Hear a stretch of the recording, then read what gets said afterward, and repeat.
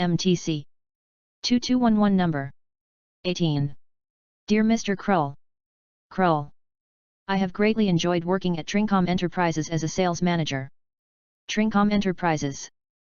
Since I joined in 2015, I have been a loyal and essential member of this company, and have developed innovative ways to contribute to the company. 2015.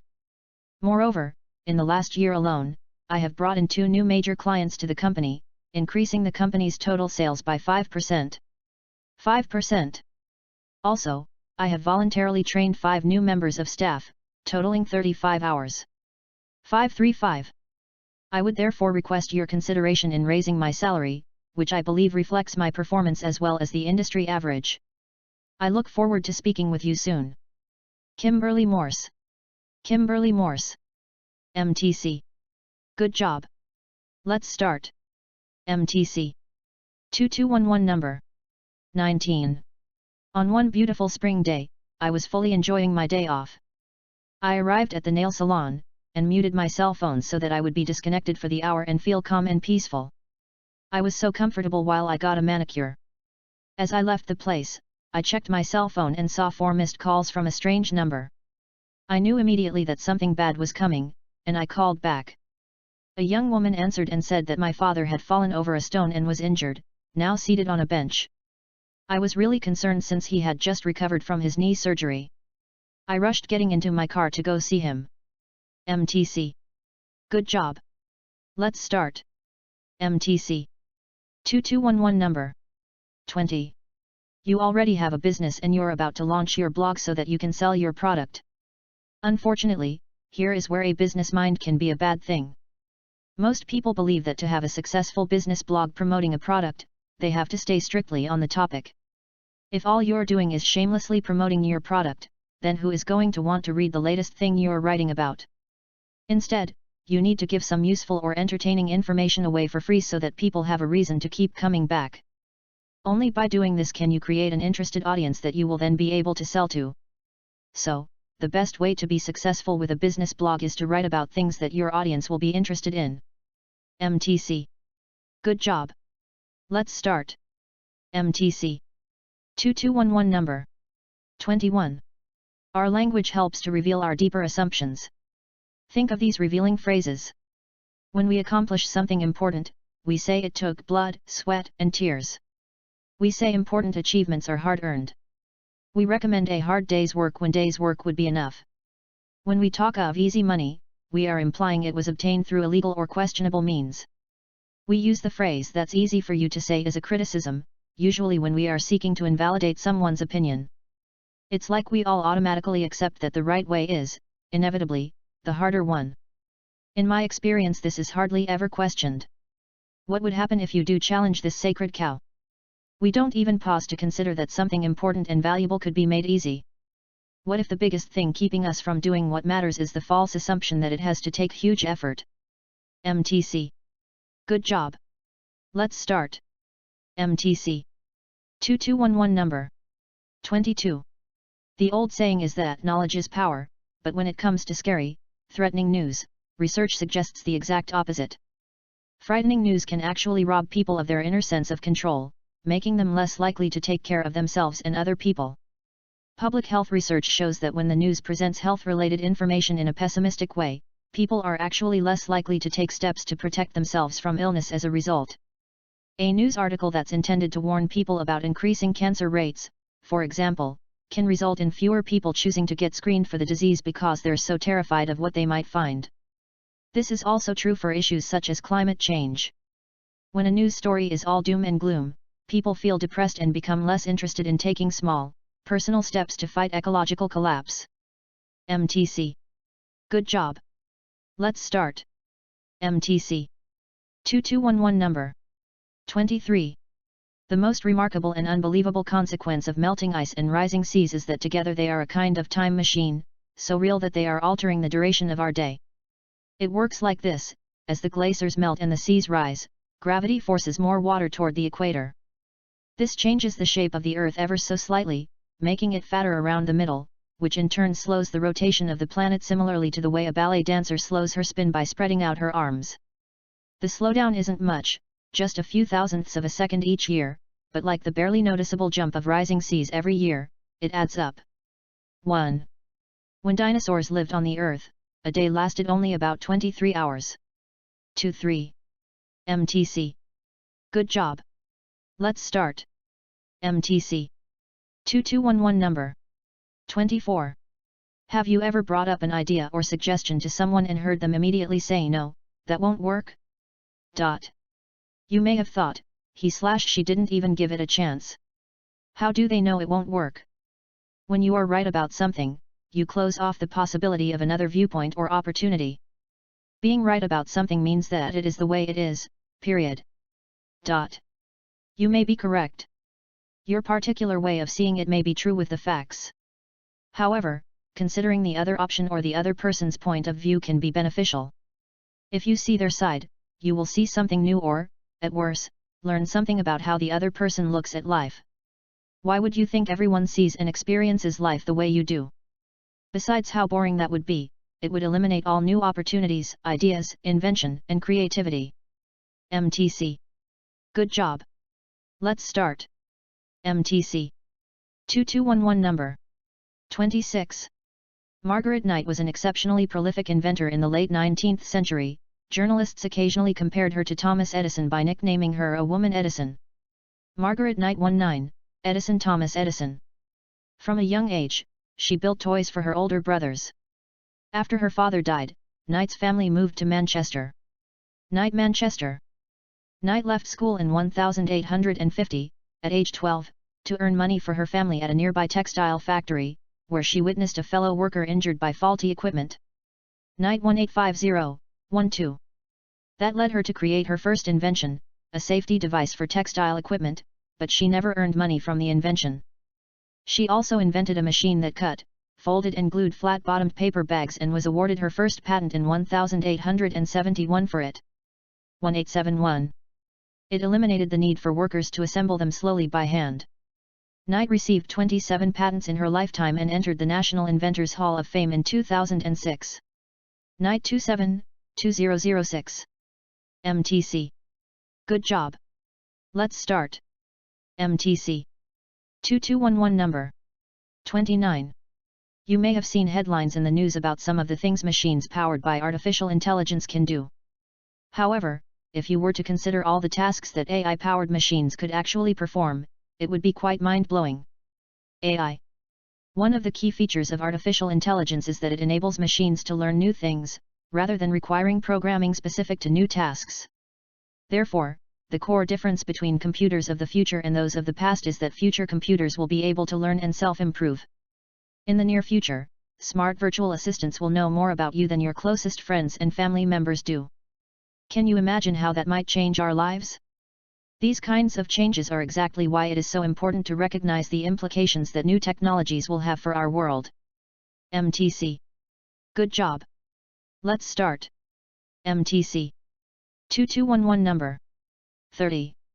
Plant growth is controlled by a group of hormones called auxins found at the tips of stems and roots of plants. Auxins produced at the tips of stems tend to accumulate on the side of the stem that is in the shade. Accordingly, the auxins stimulate growth on the shaded side of the plant. Therefore, the shaded side grows faster than the side facing the sunlight. This phenomenon causes the stem to bend and appear to be growing towards the light. Auxins have the opposite effect on the roots of plants. Auxins in the tips of roots tend to limit growth. If a root is horizontal in the soil, the auxins will accumulate on the lower side and interfere with its development. Therefore, the lower side of the root will grow slower than the upper side. This will, in turn, cause the root to bend downwards, with the tip of the root growing in that direction. MTC. Good job. Let's start. MTC. 2211 number. 31. To demonstrate how best to defeat the habit of delaying, Dan Ariely, a professor of psychology and behavioral economics, performed an experiment on students in 3 of his classes at MIT. Dan Ariely MIT. He assigned all classes 3 reports over the course of the semester. The first class had to choose 3 due dates for themselves, up to and including the last day of class. The second had no deadlines, all 3 papers just had to be submitted by the last day of class. In his third class, he gave students 3 set deadlines over the course of the semester. At the end of the semester, he found that students with set deadlines received the best grades, the students with no deadlines had the worst, and those who could choose their own deadlines fell somewhere in the middle. Airely concludes that restricting freedom, whether by the professor or by students who recognize their own tendencies to delay things, improves self-control and performance. Airely. MTC. Good job. Let's start. MTC. 2211 number 32. The best way in which innovation changes our lives is by enabling people to work for each other. The main theme of human history is that we become steadily more specialized in what we produce, and steadily more diversified in what we consume. We move away from unstable self-sufficiency to safer mutual interdependence. By concentrating on serving other people's needs for 40 hours a week, which we call a job, you can spend the other 72 hours, not counting 56 hours in bed, relying on the services provided to you by other people. 407256. Innovation has made it possible to work for a fraction of a second in order to be able to afford to turn on an electric lamp for an hour, providing the quantity of light that would have required a whole day's work if you had to make it yourself by collecting and refining sesame oil or lamb fat to burn in a simple lamp, as much of humanity did in the not-so-distant past. MTC. Good job. Let's start. MTC. 2211 number 33. If you've ever made a poor choice, you might be interested in learning how to break that habit. One great way to trick your brain into doing so is to sign a Ulysses contract. Ulysses. The name of this life tip comes from the Greek myth about Ulysses, a captain whose ship sailed past the island of the Sirens, a tribe of dangerous women who lured victims to their death with their irresistible songs. Ulysses. Knowing that he would otherwise be unable to resist, Ulysses instructed his crew to stuff their ears with cotton and tie him to the ship's mast to prevent him from turning their ship towards the Sirens. Ulysses. It worked for him, and you can do the same thing by locking yourself out of your temptations. For example, if you want to stay off your cell phone and concentrate on your work, delete the apps that distract you or ask a friend to change your password. MTC. Good job. Let's start. MTC. 2211 number 34. Our homes aren't just ecosystems, they're unique ones, hosting species that are adapted to indoor environments and pushing evolution in new directions. Indoor microbes, insects, and rats have all evolved the ability to survive our chemical attacks, developing resistance to antibacterials, insecticides, and poisons. German cockroaches are known to have developed a distaste for glucose, which is commonly used as bait in roach traps. Some indoor insects, which have fewer opportunities to feed than their outdoor counterparts, seem to have developed the ability to survive when food is limited. Dunn and other ecologists have suggested that as the planet becomes more developed and more urban, more species will evolve the traits they need to thrive indoors. Dunn. Over a long enough time period, indoor living could drive our evolution, too. Perhaps my indoorsy self represents the future of humanity. MTC. Good job. Let's start. MTC. 2211 number 35. Developing a personal engagement with poetry brings a number of benefits to you as an individual, in both a personal and a professional capacity. Writing poetry has been shown to have physical and mental benefits, with expressive writing found to improve immune system and lung function, diminish psychological distress, and enhance relationships. Poetry has long been used to aid different mental health needs, develop empathy, and reconsider our relationship with both natural and built environments. Poetry is also an incredibly effective way of actively targeting the cognitive development period, improving your productivity and scientific creativity in the process. In short, poetry has a lot to offer, if you give it the opportunity to do so. MTC. Good job. Let's start. MTC. 2211 number 36. Things are changing. It has been reported that 42% of jobs in Canada are at risk, and 62% of jobs in America will be in danger due to advances in automation. 4262. You might say that the numbers seem a bit unrealistic, but the threat is real. One fast food franchise has a robot that can flip a burger in 10 seconds. 10. It is just a simple task, but the robot could replace an entire crew. Highly skilled jobs are also at risk. A supercomputer, for instance, can suggest available treatments for specific illnesses in an automated way, drawing on the body of medical research and data on diseases. However, what's difficult to automate is the ability to creatively solve problems. Whereas workers in doing roles can be replaced by robots, the role of creatively solving problems is more dependent on an irreplaceable individual. MTC. Good job. Let's start. MTC.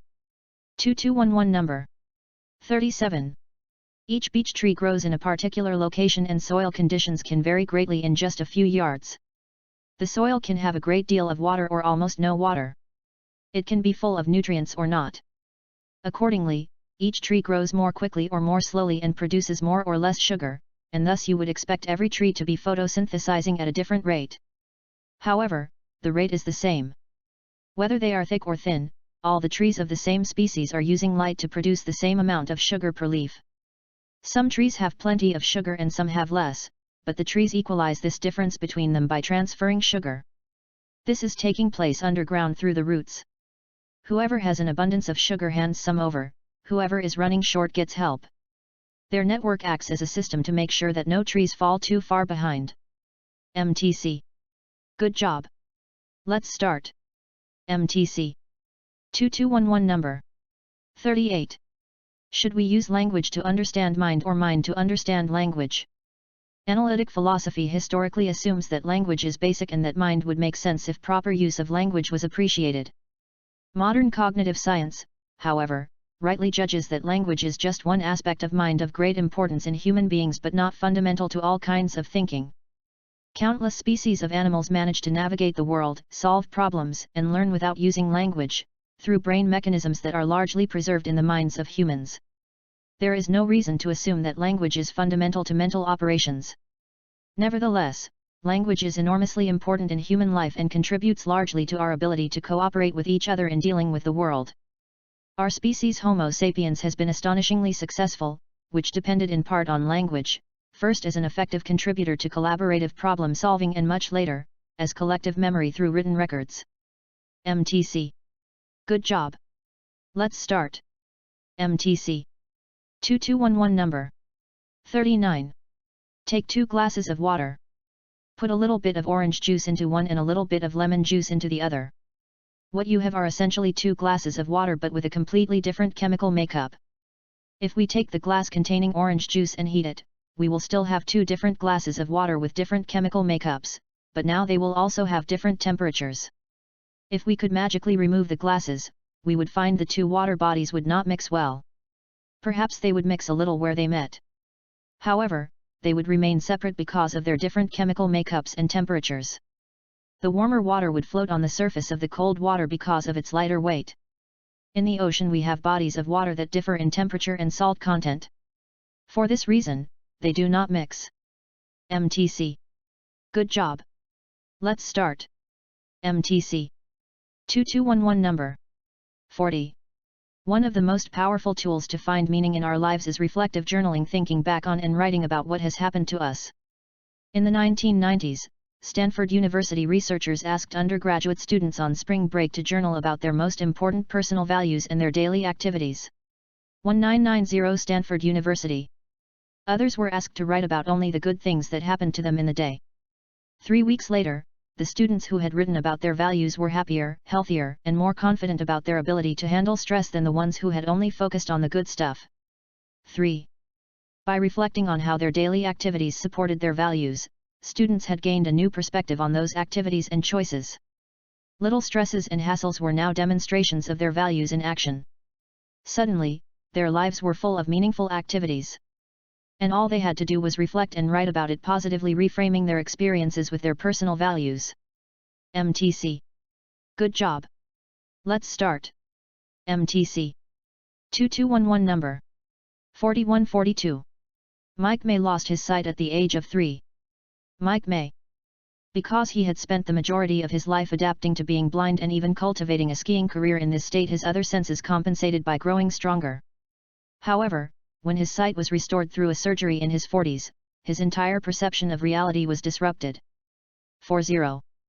Instead of being thrilled that he could see now, as he'd expected, his brain was so overloaded with new visual stimuli that the world became a frightening and overwhelming place.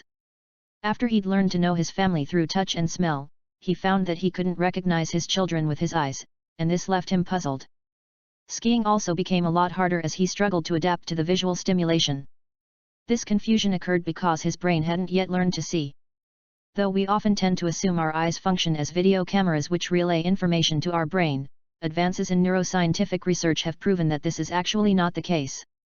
Instead, sight is a collaborative effort between our eyes and our brains, and the way we process visual reality depends on the way these two communicate.